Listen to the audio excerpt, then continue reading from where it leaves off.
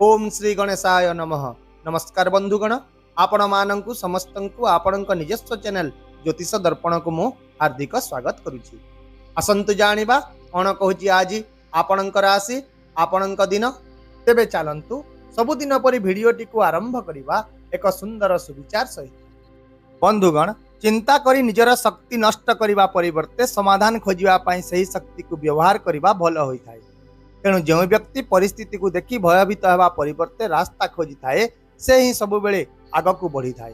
कारण जीवन में सफलता केवल कठिन परिश्रम द्वारा नुहे बरं संयम चिंताधारा एवं धैर्य द्वारा मध्य हासिल होता है।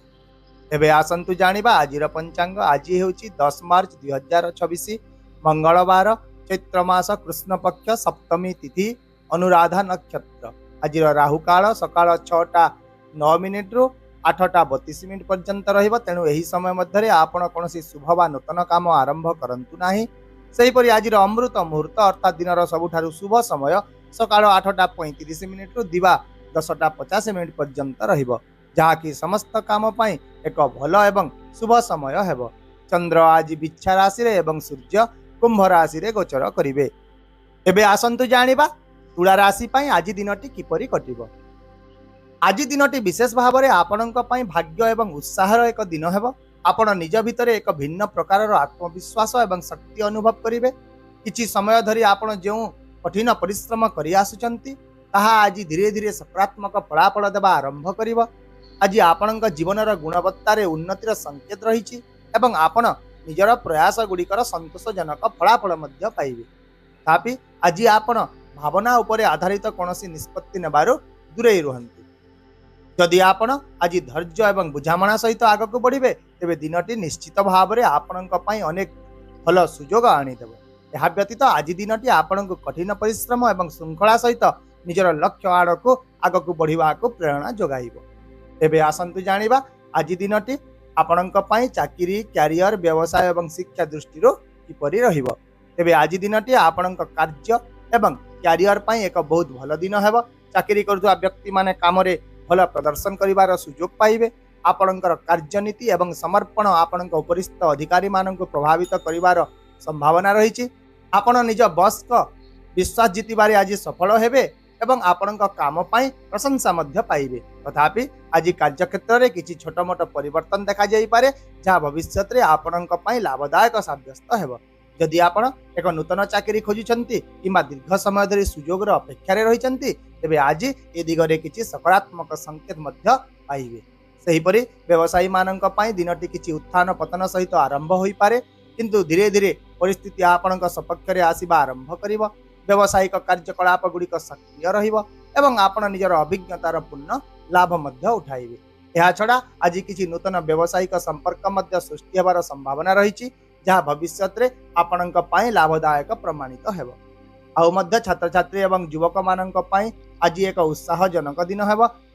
प्रतियोगितामूलक परीक्षा किंबा अन्यान्य प्रतियोगिता रे सफलतार संकेत रहिछि एवं सेमाने निजर कठिन परिश्रमर अनुरूप फलाफल पाइबे। तेबे आसंतु जानिबा आपणक आर्थिक स्थिति विषय।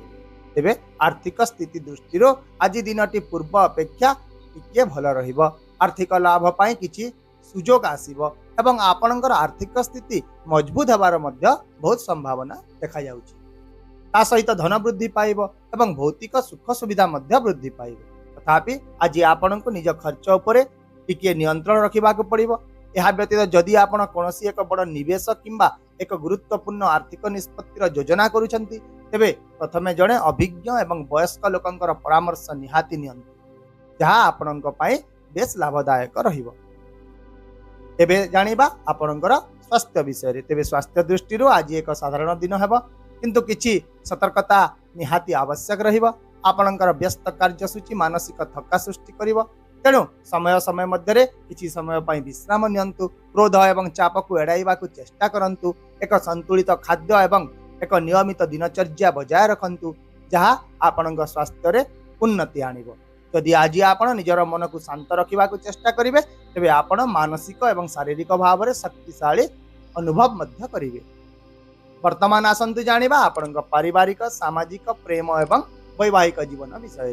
तेबे आज आपण घरर परिवेश पूर्व अपेक्षा भल रहिबो।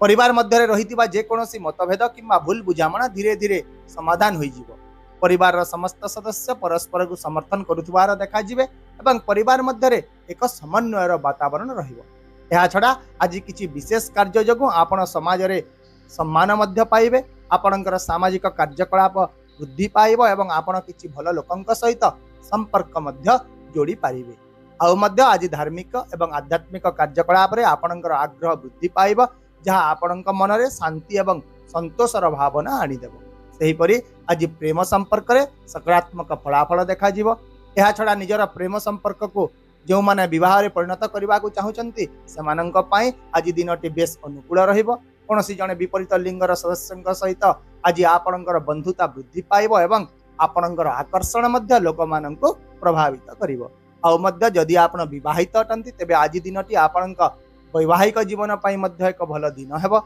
आपण निज जीवन साथी पूर्ण समर्थन पाइबे संपर्क रे बुझामणा वृद्धि पाइब स्वामी एवं स्त्री मध्य संपर्क सौहार्दपूर्ण रहिबा सह उत्तम समन्वय मध्य आज बजाय रहिबो तेबे आसंतु जानिबा आजिर किछि सतर्कता विषय रे तेबे आज आपण क्रोध एवं शीघ्रता को एड़ांतु छोट छोट कथारे मध्य संयमता बजाय रखंतु किछि लोक आज आपणक काम रे विशेष भाव में बाधा सृष्टि करने को चेष्टा करेंगे तेणु एप्रति विशेष सतर्क रुहतु अଯଥା कार्यकलाप एवं आलस्य रे समय नष्ट करंतु नाही एवं आपण निजर शक्ति को सठिक दिगरे व्यवहार करने शिखु ताहेले शेष रे जानिबा आजिर विशेष प्रतिकार विषय रे आज आपण भगवान हनुमान को पूजा करंतु सकाळे हो किंबा संध्यारे हो हनुमान मंदिर थरे परिदर्शन करंतु मंदिर को जाई एक सोरिष तेलर दीप जलांतु ता सहित आज हनुमान चालीसा मध्य पाठ करंतु यह करने द्वारा आज आपणकर आत्मविश्वास वृद्धि पाइब ग्रहंकर स्थिति सुदृढ़ हेब एवं